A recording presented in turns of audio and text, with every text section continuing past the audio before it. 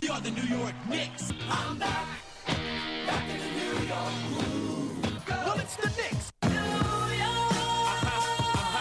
We are the New York Knicks. New York girl. For this new season we're about to enter, the Knicks is taking no shorts, just like winter.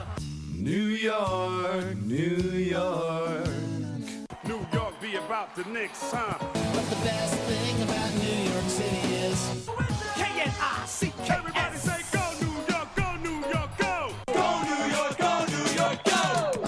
Everybody, welcome to the New York Knicks podcast, episode 561, part of Dash Radio. I am Jay. How you doing, Mark? I am doing better than the Knicks, which is not hard. A low bar. I think, yeah. So I feel like most of the season, if you go on like say Knicks Twitter, you'll find always like some people will be down on the team, and a lot of people will be praising the team. There's always like mix. There's always like a lot of people on Twitter being like, "Hey, this team's great. RJ's awesome." Blah blah blah. And then people always will like trash the team also because it's in New York and that's just how it works. But like for most of the year, it's been kind of up and down. And I feel like after last night's loss against the Heat, Knicks Twitter went ablaze with holy shit, what the hell's wrong with the Knicks? Like it just went extreme negative as of today. Yeah, simultaneously, the entire Knicks community was just like, I am done with this team. It was right. All the negative people were like, "Yeah, I told you so. This team's trash." And all the people who were like, "Yeah, no, this team's good. This team is good." They're like, "Fire Tibbs? What do we do? Fire Tibbs?" Yeah, they want to fire Tibbs. They want to trade half the roster. Leon Rose still gets a pass for some reason, but even though we he can put this talk about that team together, but everybody else is in trouble. And then also during last night's game, you had one of the Knicks' all-time great coaches, Jeff Van Gundy. He was commentating for the game, which was just interesting because he made a lot of really good points about this team. Basically, you had an all-time great New York Knicks coach just trashing what's going on here, and everything he was saying, you're like, yeah, it's pretty accurate. Well, Jeff knows what he's talking about. He does. The best coach the Knicks have had in my lifetime, and he still knows his stuff. He does. And so here's a proposal. Now, I went on Twitter today. I was like, I love what Jeff said last night. I'd like him to make our coach or GM or something. And people started arguing with me. I'm like, whatever. Fine. We don't have to. It doesn't have to be coach. He doesn't have to be GM. Here's what I want Jeff Van Gundy to be. I want him to be the team's owner. Is there any way we can make a collection plate and give Jeff Van Gundy $3 billion and he could buy the team from James Dolan and have Van Gundy run the show at the top? There's no one who's against replacing Dolan with Jeff Van Gundy. Some people are saying don't replace Leon Rose, don't replace Tibbs. No one in their right mind would prefer Dolan over Jeff Van Gundy to own this team. So, Jeff, if you're listening, I know you are, buy this team right now. Do you think he just hasn't coached because he doesn't want to deal with all this crap? Like, he just shows up on TV, gets great seats for the game, talks about it, and gets paid well. So, like, maybe it's better than coaching. Here's the microcosm, or here's why he does not want to coach. Tibbs, oh my God, you're amazing. You are coach of the year. You're awesome. 3 games of the seat the following season. You're the worst coach in the history of basketball. You have to be fired. That's why he doesn't want to coach, because the way fans treat coaches is terrible versus a commentator just gets, as you said, gets millions of dollars to just talk about the game, and no one ever says the commentator is awful. Well, they say that, but no one, like, they don't get fired. Like, it's a cushy job. Yeah.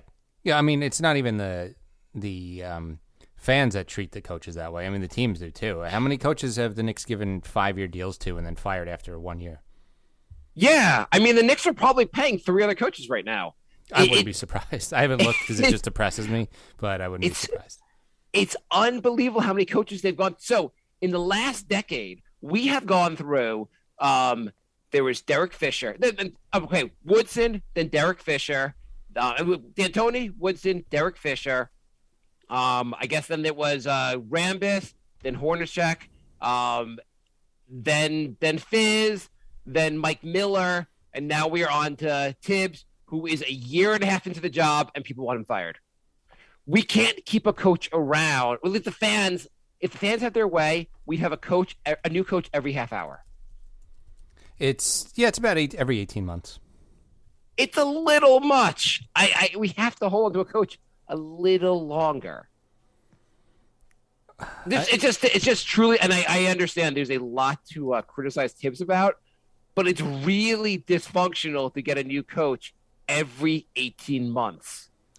It is. That being said, I liked that Tibbs played the younger guys last night, but Taj was playing in a 25-point deficit in the fourth quarter, and I was thinking, okay, he wants to rest Mitch. I didn't realize Sims was healthy, and then Sims comes in with 2 minutes left. I'm like, why didn't you play Sims the whole fourth quarter? It makes no sense to play a 35-year-old Taj in a 30-point blowout. So just to also catch everyone where we are right now. We've been off for a week and a half for a variety of reasons, but anyway, since the last show, the Knicks lost to the Pelicans as they lose lots of games. They lost to the Cavs in a very close game. Then they beat the crap out of the Clippers on Sunday afternoon, which was just kind of shocking. And then the Clippers were down their two best players and so forth, but the Knicks played pretty well, and then they got their asses handed to them by Miami. Is that the right order? Or is the Cleveland game came after? The Cleveland game came after the Clippers game. Yeah, Clippers, Cleveland. Miami. Yeah, whatever. The order of the misery doesn't matter. Well, before we do all negative, Obi has hit 5 of his last 7 threes. Yeah. Why don't we do a couple bright spot things? Okay. So yeah, Obi. For a while, I think both of us have been saying, stop shooting the goddamn three because you can't do it.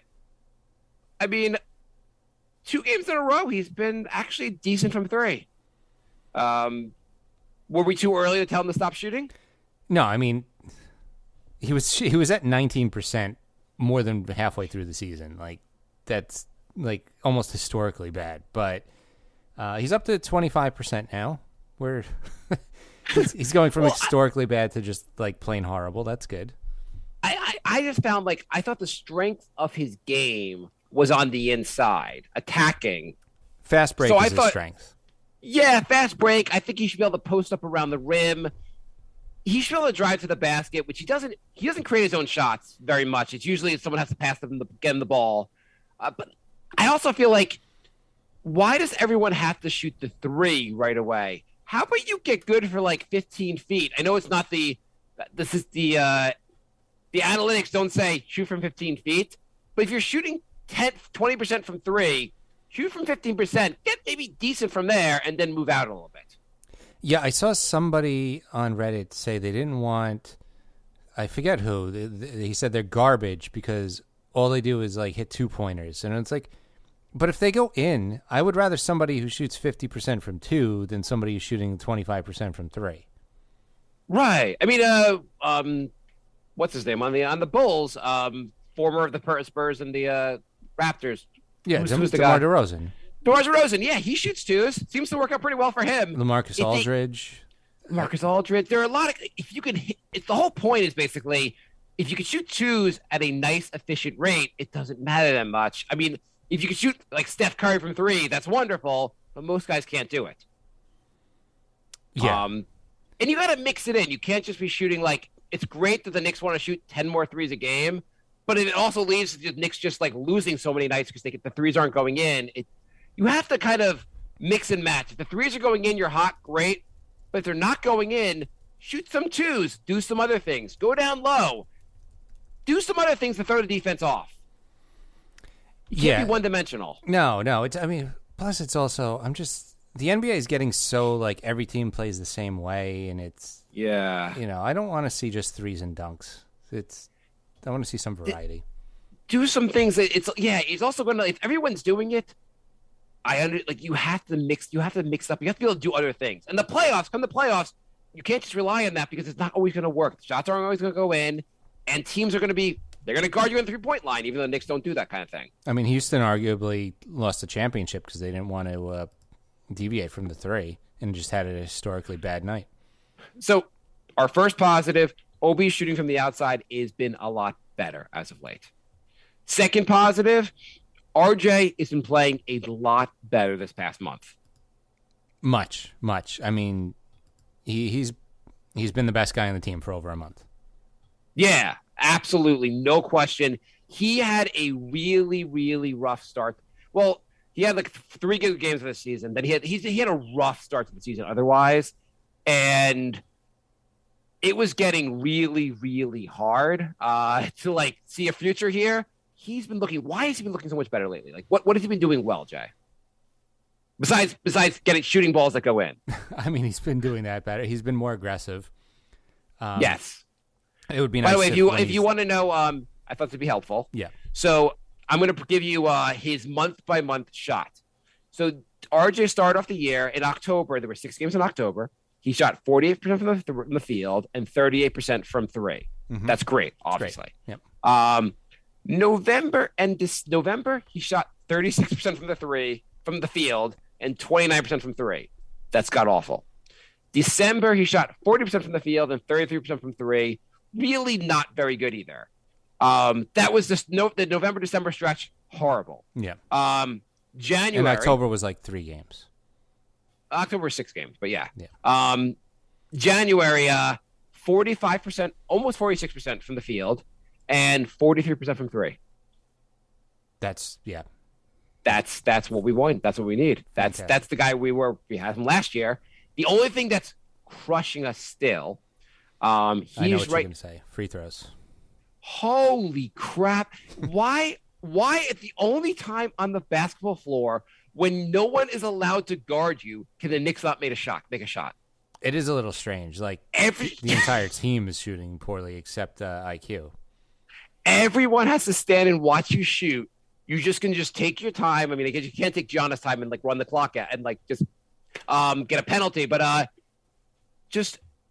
he's shooting 65% from the field.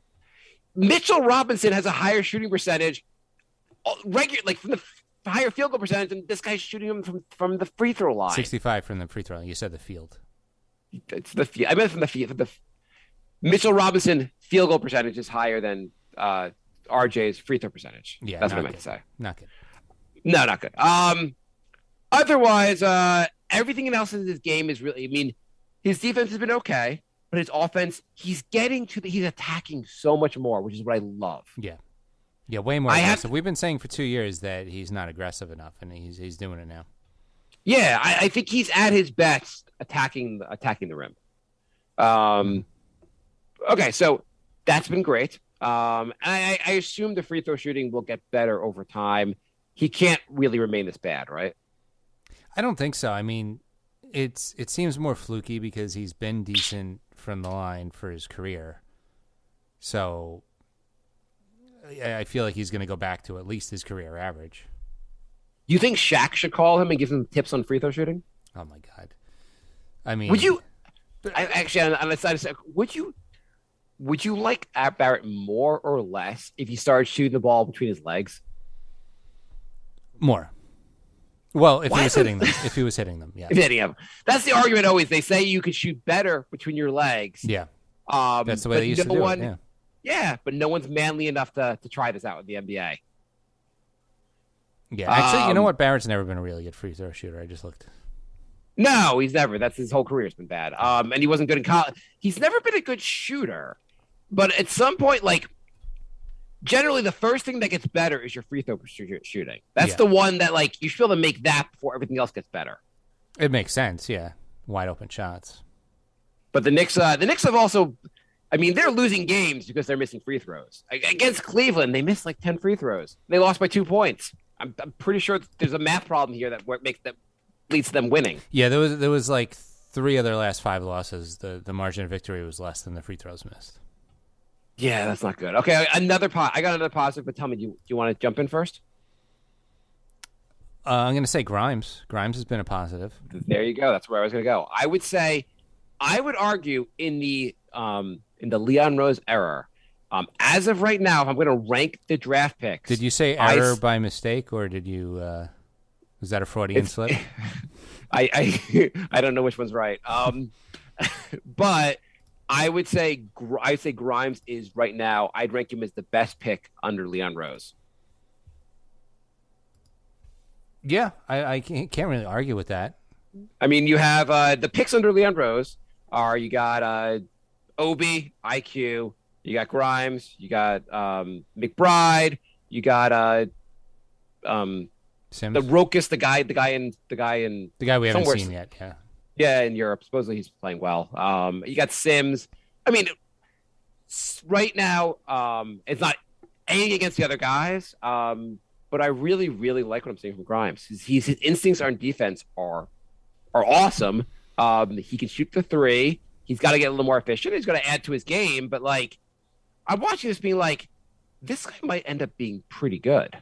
Did you see that video of him watching himself playing defense? No, but I didn't know any Knicks player ever watched any film of themselves. Yeah, he was watching himself play defense, and he stripped the ball, and he just said it's grime time. That's awesome. Yeah. That's great. I'm convinced a lot of Knicks don't watch any film. Like the in the game, like there's a play in the Miami game. Well, Mitchell Robinson, who just does this all the time. There's like a pick and roll. They had Duncan Robinson going to shoot the three. Mitchell Robinson is supposed to be guarding him. He's 15. He just like backs off to the basket in case Duncan Robinson's going to drive to the basket. He never covers the three-point line, and I don't understand why is Mitchell Robinson not watching film of this, or someone in their organization watching the film of this and going, "Hey, maybe I should coach Mitchell Robinson to cover the goddamn three-point shot, or I could coach Kemba Walker after a decade in the league to go to figure out how to get by a screen." Didn't we read an article like a year or two ago about how Tibbs basically doesn't sleep and watches film all day and analyzes every movement? Like, did that stop? Apparently he's not sharing all that information with the team. Right. He just he has like a notebook full of things they're doing wrong, and then he just falls asleep and wakes up and does a practice. "Coach, is there any way we can improve?" "I'm glad you asked. I have so many things to tell you." I am out of positives. I don't know about you. Let's see. We covered Grimes. We covered Barrett. We covered Obi hitting threes. Yeah, I think that about covers it. Mitchell Robinson looked like trash against Miami, but generally he's been looking a lot better lately. He has. I just... the thing is, he's shooting like almost 80% from the field for the season, but he has not taken literally one shot outside the paint. And right. It's like, he looks good, but aren't there like a lot of guys that can dunk? And yeah, Jericho Sims can dunk. We did it in the game against Miami, and with like a minute to go in the game. Right, and I feel like his defense is exposed if his guy goes beyond the 3-point line. He's often not well positioned on defense. No, if his guy's in the paint, he's good on defense. If his guy strays at all, then he kind of loses it. So I'm just wondering, like, he's due to get paid in the offseason. How much do you pay a guy who can only dunk and is good on defense in certain situations? People say he's due to get paid like he's getting a big contract. I have to say I'll be shocked if he gets a big contract. I mean, I'm all for keeping him if he can get like a Noel contract. I think less. I don't think he's going to get a huge contract. The more I watch him, the more I think people are going to say, like, yeah, everything he does, we can get that. There's a ton of other guys that can give us that. Yeah, that's what I'm thinking. His defense isn't that amazing. His rebounding, he's got good offensive rebounding. He does a bunch of things good, but he has this huge ceiling, but he's gotta, like, I don't know if anyone's going to give him a huge contract on this. I think he may, if he like leaves the Knicks, he's looking at maybe a 1 or 2 year deal elsewhere. He's not going to get this big money deal he thinks elsewhere. And I don't think the Knicks should give him a big money deal either. When healthy, Noel is better than Mitchell Robinson. What I'd like to see the Knicks do with Mitchell Robinson, which I think everyone disagrees with me out there, but I think I would like the Knicks to start experimenting more. Stop trying to just win games. I think they should figure out how they can improve overall. And one of the things they should start doing more is feed the ball to Mitchell Robinson down low and see if he can do anything. The dude, I know he doesn't really have a traditional post game, but he seems creative down there. And he's got to be able to learn to hook. Like, hire Kevin McHale. I don't know how much 80s Celtics you've watched. That guy had about 500 post moves. yeah. I just anyone that could teach him the hook would be great. Doesn't he really just need a hook shot? A couple post moves would help, but yeah, a hook shot would be great. Yeah. Just anything around the basket. He seems to be somewhat creative. When he ball ends up in his lap, basically, is around the basket. He will move around a little bit on his own and just like try to create something. And he did that. We did last show. We mentioned the fact that he had one play where he drove to the basket. I want the Knicks to tell Mitchell Robinson, you need to do more on offense and kind of force it a little more. Yeah. They're not going anywhere. We are fighting for a first. We are fighting to lose in the playing game, or maybe, God forbid, we achieve our dreams and lose in 4 or 5 games in the actual playoffs. This team's not going anywhere unless we figure out how to actually get better, and we should use the rest of the season to figure this stuff out. Well, as Anthony brought up, the newest trade rumors are that Burks, Kemba, Fournier, and possibly even Julius are all on the trade market. Okay, is there a team on the other side that will take them? I mean, Burks, definitely.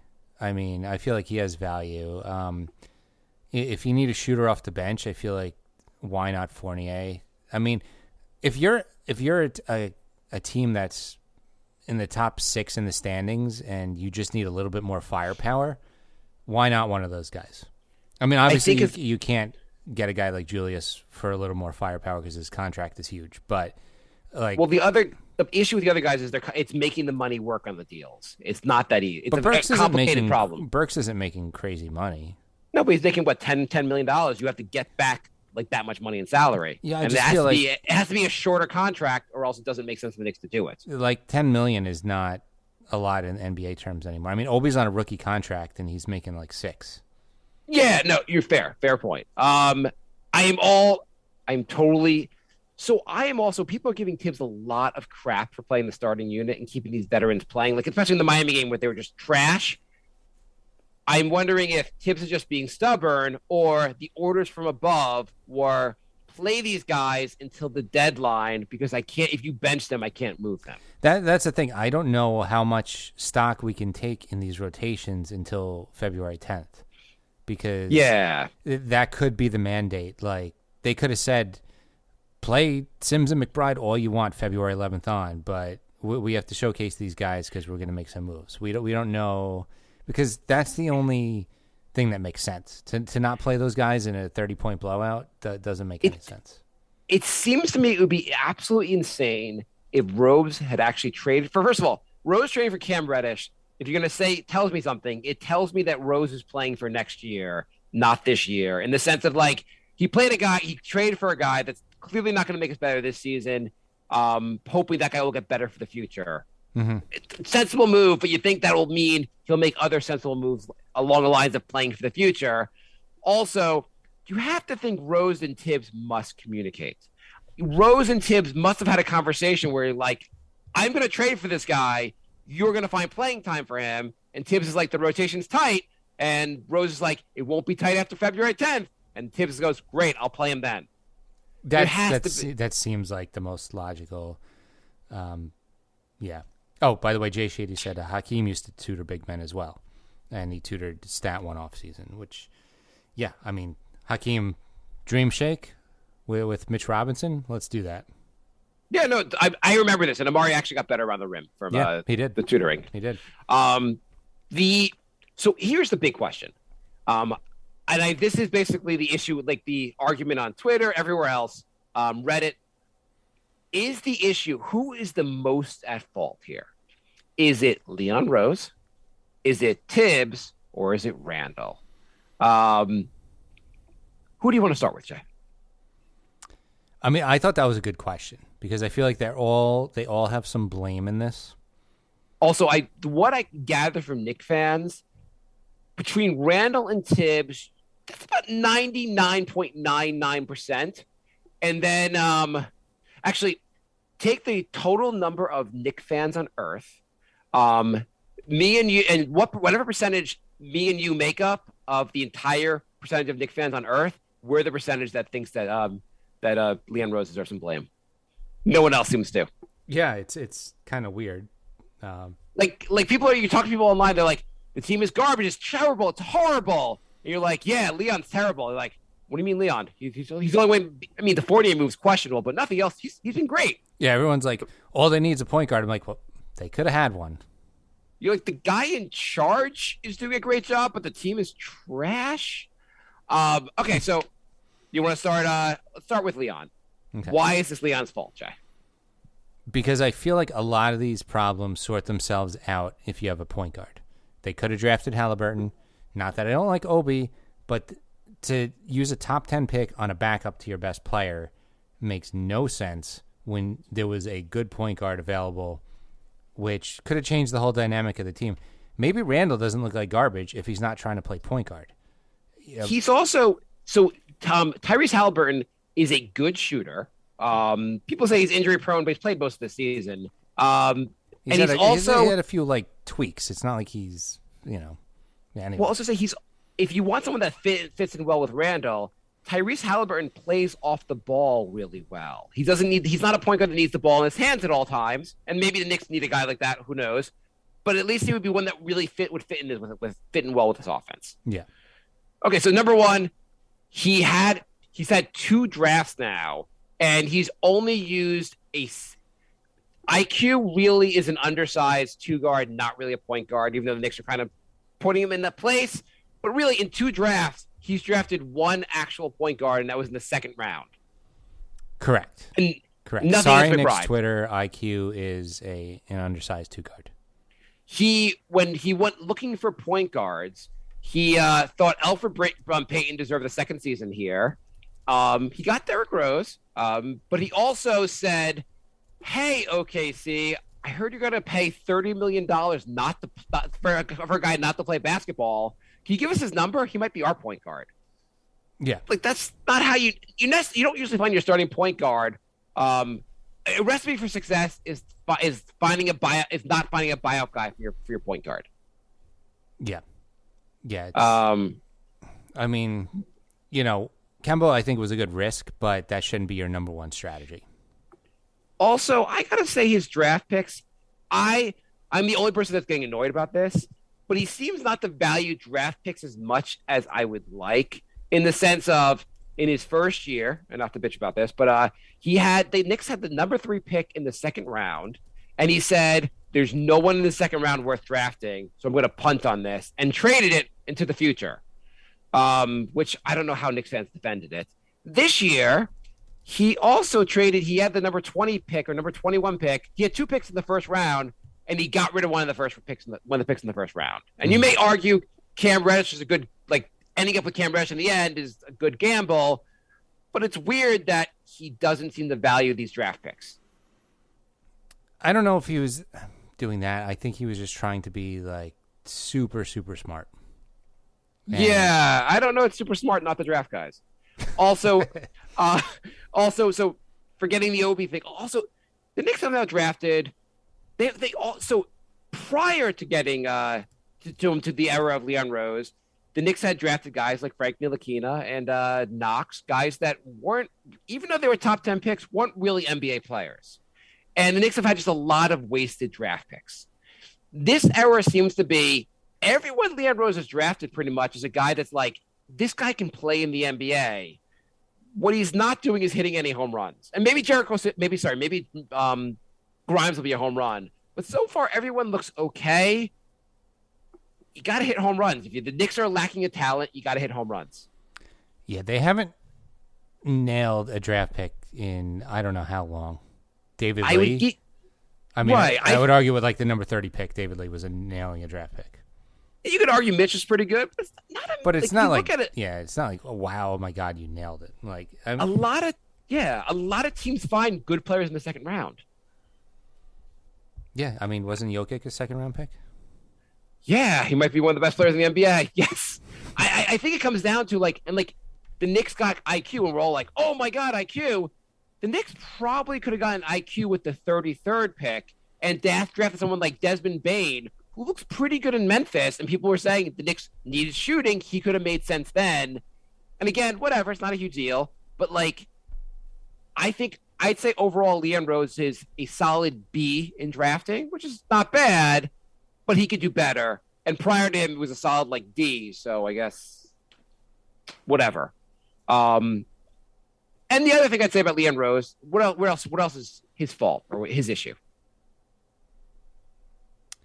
I don't know. I feel like it's. I feel like I'm still not convinced that he's not just looking for CAA guys. I'm just not. We'll see what happens at the trade deadline. We'll see what happens this offseason.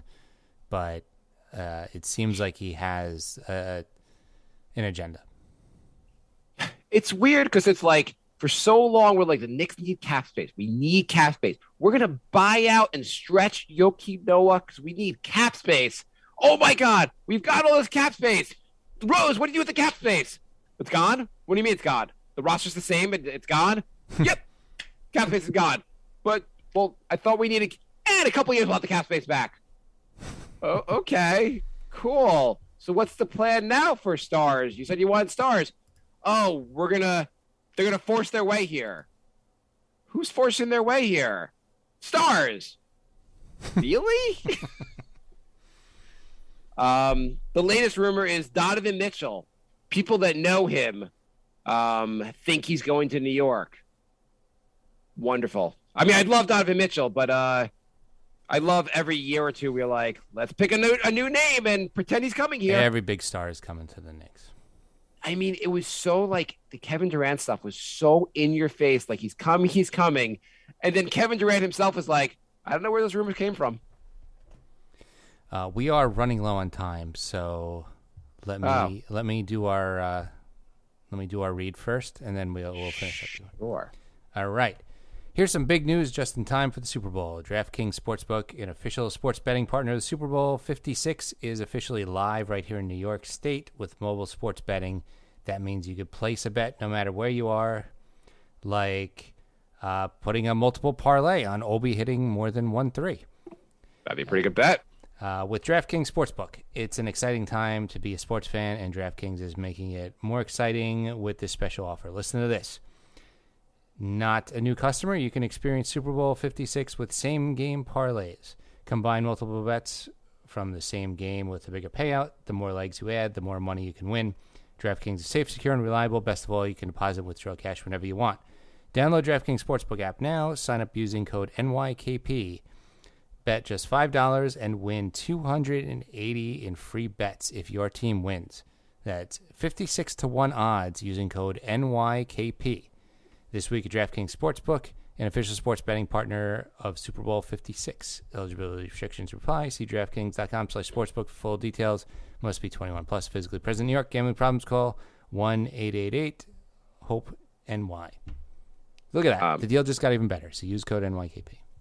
So, yes, Rose has some blame. Tibbs, so since we're running low, we don't have to spend we have a whole season to talk about Tibbs and Randle's issues. Let's go to Facebook. David writes, is this season salvageable at this point in time, noting the schedule of teams we need to play?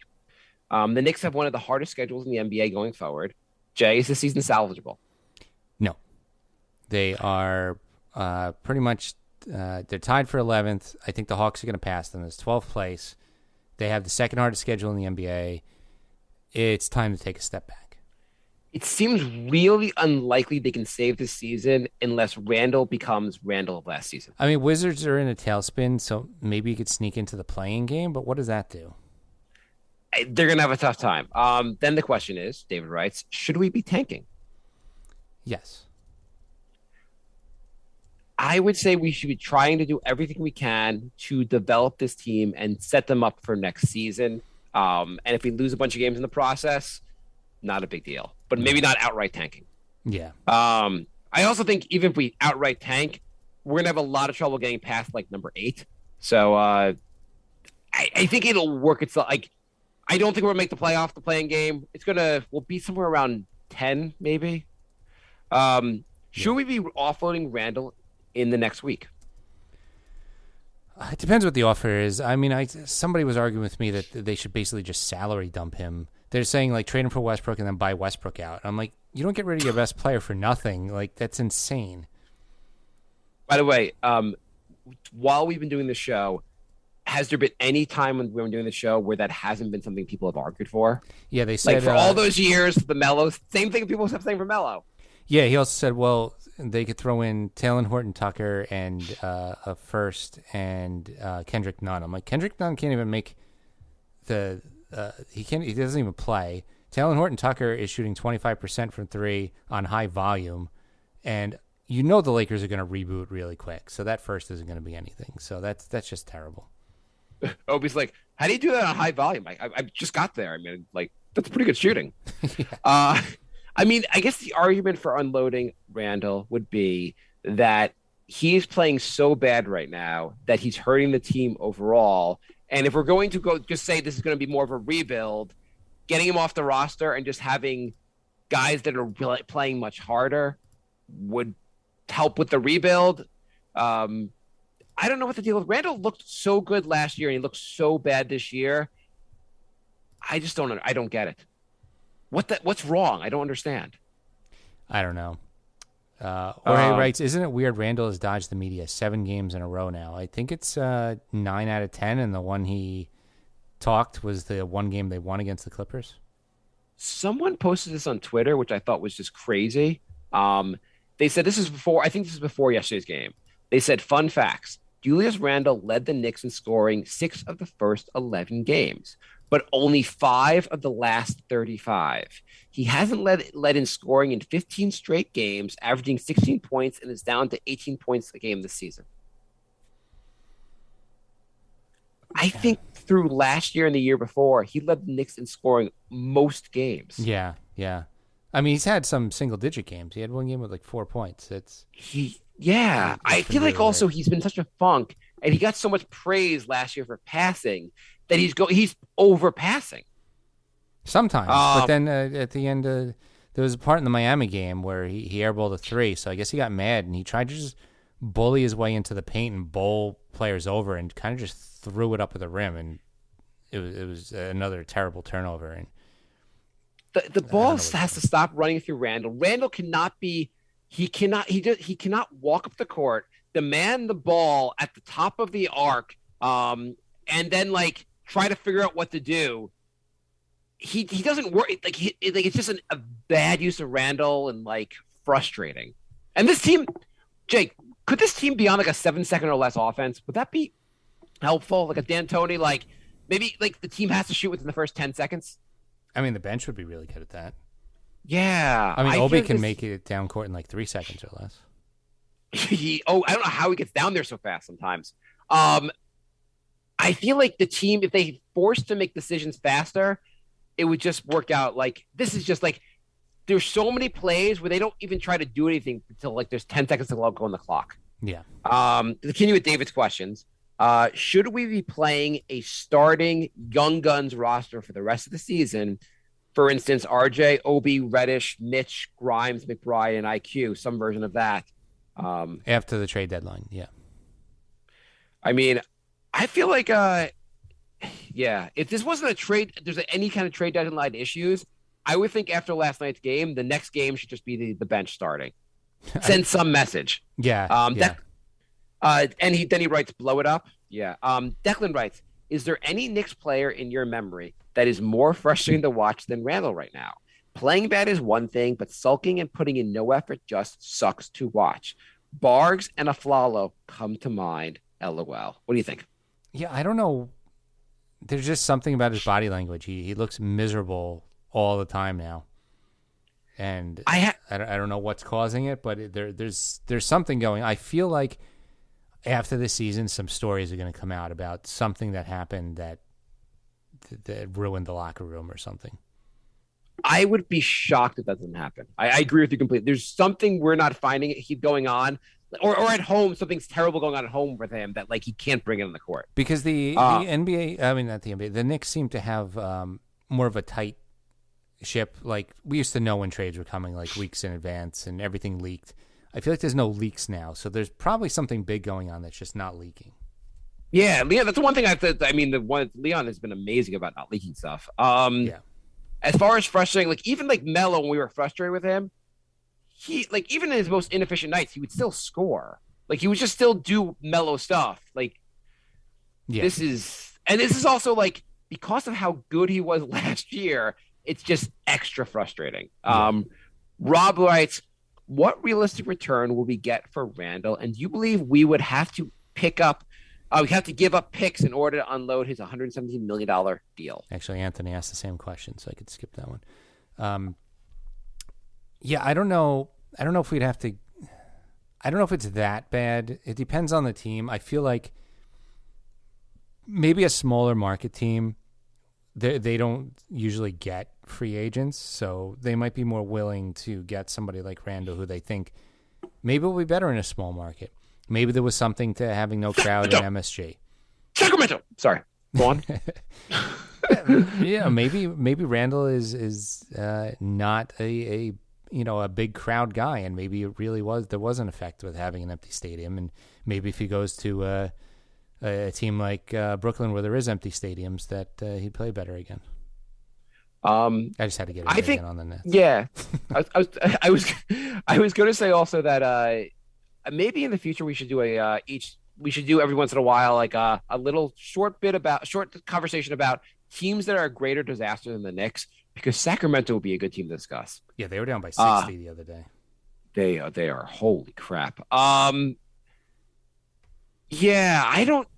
The entire Knicks fandom turned on them for going down by 30. Can you imagine 60? Jesus Christ. I am not ready to give up Randle for a salary dump. If you had a trade that could like give some return back, I'd be fine. I think I'd be okay with that. I am not throwing in picks to get rid of him. There's got to be some way to use him better. Oh, I'm with you on that. Yeah, I'm not opposed to trading him, but no salary dump and no like trading first round picks. He is still a very, very talented player. Something's wrong, but maybe if we also just say the ball no longer runs through him, hey, we got this thing called a point guard, introduce you. I mean, Kemba could not be any more worthless as a point guard. He played 19 minutes with 0 assists the other day. I don't know what Kemba brings you on the court. I have to think they're playing him to try to see if anyone's dumb enough to trade for him. And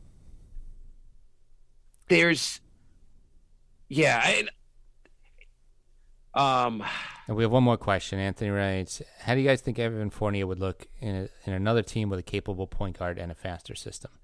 Well, he'd look like he did in like Orlando. He looked decent. He would look I think he would look great on Dallas. He'd play alongside Doncic. It would make a lot of sense because they just lost. Didn't they just lose Timmy? Did they? Yeah, Hardaway is injured. They need another shooter. Dallas loves New York Knicks. Evan Fournier, Jalen Brunson. We've got to trade.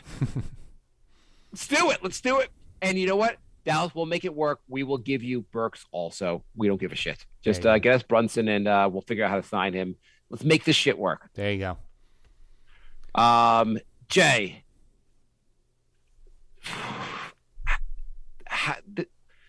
how is it this bad already? How has this season been so goddamn miserable? It was like, I don't know. It was kind of bad most of the season, but it seems like the last week, it's like everybody caught up to our mindset over the last 12 years. Last 12 years. Oh, my God. I do think the bright spots we talked about at the beginning of the show are real. I do think the young guys seem like they're playing like there's more energy out there when they're playing. Van Gundy made a good point that summarizes his team so well. He just said it just seems like the team, especially the starters, don't seem to bring it from night to night. Mm-hmm. Like in the Clippers game, the starters played well. Everyone just brought it. They were playing hard, and then they come out flat so often. Yeah, there's something really wrong with the starting lineup. Yeah, I can't even comprehend what's wrong with this team. But well, what do they got? This coming week is pretty tough. What do we got this week?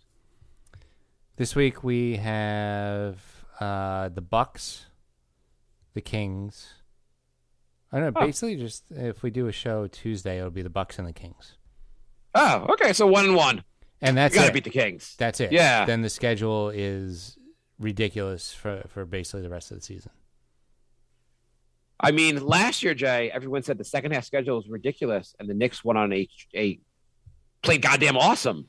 Mm-hmm. I'm gonna say that was last year. I have no. It's probably not gonna happen this year. That was last year. Okay. Is the show over, Jay? Show is over. Thank you for joining us, Anthony, Matt, Nomad. By the way, Jay, I'm glad we're on Discord. All the callers. Wow, this was pretty awesome, Jay. Well, we have listeners in Discord, so it's okay. That's cool. That's good enough. So we're doing all the shows also now through Discord. NY Knicks Podcast is a Discord channel. You could join that. We got a bunch of chat channels. You can join the show through that if you want to talk to us for a couple minutes. We have that set up now too. And you can during our live show if you want to tune in during the live show. And generally, we're doing them more on Monday nights, but you can call in via Discord and be on the show with us. Right. Yeah. And as usual, we're NY Knicks Podcast and everything else: Facebook, Instagram, Twitter, Patreon. So yeah, you could join all that stuff. Yeah, Discord. You can. There's a call-in option, and then there's the chat. So we just started doing that. My last thought of the show is that I have to think Tibbs and Rose, they have some kind of master plan here where the rotations will make a little more sense after the trade deadline. Yeah. I think we're gonna do a show on February 1st, and then we'll do one more. I think when the deadline's the 10th, right? The deadline's the 10th. The Knicks are playing the 7th and 8th. So normally we would record on the 9th. Maybe we should record on the 11th just to well, that's a Friday. You know, we could probably record on the 9th and then record a quick response on the 11th. Let's see what happens. Yeah, something like that. That'll be we could find a time to do an extra show. If something awesome happens, we could do an extra show. Yeah. If after the trade deadline we have Taylor, Horton, Tucker, we can probably just skip that. And Moonwoman says, good idea getting Discord saves me giving up my phone number to the great unwashed for call-ins. To the great what? Unwashed. I don't know. Okay. Cool. Yeah, thank you. Yeah, we're excited about this. Great unwashed equals general public. Okay, thank you. We're old and we don't know the new lingo. Thank you for that. Okay, make one positive prediction for the next show. Well, do something that'll happen this week. Obi's gonna hit another game where he hits at least 2 threes. Yeah, let's do that. Okay, we're good then. All right. Did Anthony request to talk? Okay. Does he want to come on? I think he does. So we'll give you 2 minutes because then we're out of time, Anthony. Okay, Anthony, come on. Let's hear your voice. Let's see if this works. Hey, sorry about that. Actually, I didn't. I don't know. Somehow I just pressed the button. So. Oh. But okay. hey, you have to be the first caller, right? Yeah, that's right. You're the first caller. Thank you. Come on. Thanks for joining. What do you want to say about this goddamn awesome team? I want to kill myself. I think we have to. Let's end the show there because that's amazing. I can't handle it anymore. In the times of COVID, the Knicks make team fans more unhappy than COVID does.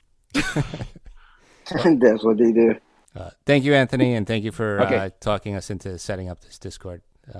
Yeah, this is actually a great idea. Thank you very much. No problem. Love you guys. All right, you too, man. All right, so thank you for listening, and we will be back, I believe, Tuesday, because the Knicks play Monday again next week. So we usually record 9 p.m. Eastern Standard Time. All right, here's the goodbye song. Bye,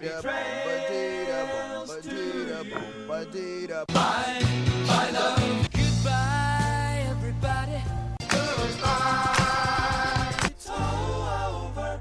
Goodbye. It's time to go. This is the end. Say goodbye. You better go away. I'm gonna leave you. It's the end. Goodbye. Goodbye. Just